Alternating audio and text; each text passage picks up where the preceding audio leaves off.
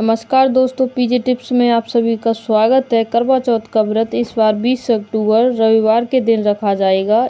इस व्रत में निर्जला रहकर रात को चंद्रमा के दर्शन के बाद ही व्रत खोला जाता है। आज की इस वीडियो में हम आपको बताएंगे आप व्रत कैसे रख सकते हैं, व्रत रखने की क्या क्या विधियां हैं, कैसे सावधानी बरतनी है आपको व्रत में, कौन सा ऐसा काम है जो आपको करवा चौथ के व्रत में नहीं करना है, और आप सरगी कैसे खा सकते हैं, कब खा सकते हैं। करवा चौथ की दिन की शुरुआत होती है सुबह 4 बजे से। सुबह 4 बजे अब सास अपनी बहू को सरगी के रूप में देती है। जैसे सरगी में कुछ सिबरी भी हो सकते हैं, दूध हो सकता है, कुछ फल हो सकते हैं, चाय हो सकती है, कुछ इत्यादि सामान ऐसे हो सकता है, मट्टी हो सकती हैं। सास अपनी बहू को दे सकती है। अगर आपकी सास नहीं है तो आप अपने आप खुद से लाके भी ये खा सकती हैं, लेकिन रिवाज है सास अपनी बहू को देती है। उसके साथ साथ एक साड़ी भी देती है। आप सूट पहनते हैं तो सूट भी दे सकती हैं, और पूरा श्रृंगार का सामान देती हैं, ज्वेलरी देती हैं, सब कुछ आपको पूरा सामान मिलता है एक सास के द्वारा सुबह ही मिलता है। और ध्यान रहे आप सुबह 4 बजे से लेके 5 बजे के बीच में ही सरगी खाएं। इसके बाद आप सरगी नहीं खा सकते हैं। ये 4 बजे से लेके 5 बजे तक का बीच आपके सरगी खाने के लिए, वो भी बिना नहाए आप सरगी खाएं। नहाने के बाद आपको सरगी नहीं खानी है, नहाने के बाद सरगी नहीं खा सकते हैं आप। नहाने के बाद आपको सिर्फ और सिर्फ निर्जल व्रत ही रहना है, क्योंकि आप पानी भी नहीं पी सकते हो। करवा चौथ का व्रत निर्जल रखा जाता है।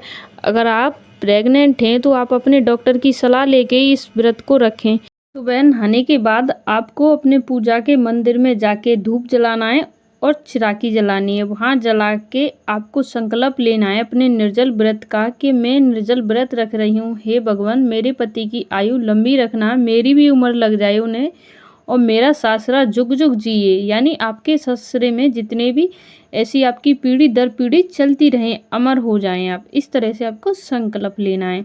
उसके बाद आप दोपहर के पूजा के लिए तैयारी कर सकते हैं। दोपहर की पूजा के लिए देखो अलग अलग नियम होते हैं। किसी के यहाँ बेसन चावल बनते हैं, किसी के यहाँ खीर पूड़ी बनते हैं। आप कमेंट में बताना कि आपके यहाँ क्या बनता है।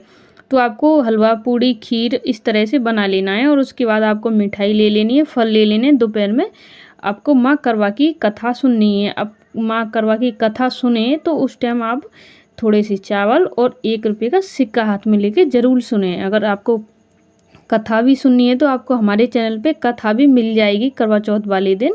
हमारे चैनल को सब्सक्राइब कर लीजिए, सो आपके पास हमारी जो वीडियो आएगी करवा चौथ कथा की, जो आपके पास पहुंच जाएगी।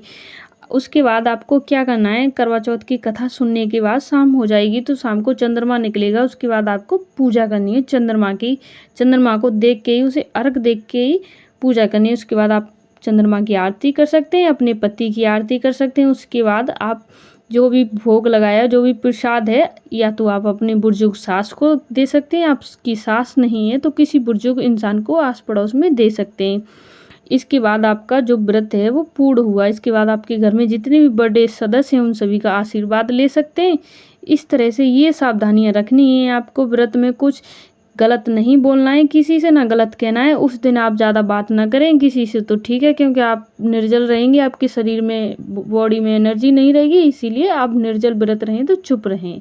अगर आपको वीडियो अच्छी लगी हो, बातें अच्छी लगी हों, तो प्लीज़ चैनल को सब्सक्राइब जरूर करके जाएं। करवा चौथ वाले दिन के लिए हमारे चैनल पे कथा सुनने के लिए ज़रूर आएँ। तब तक के लिए जय माता दी।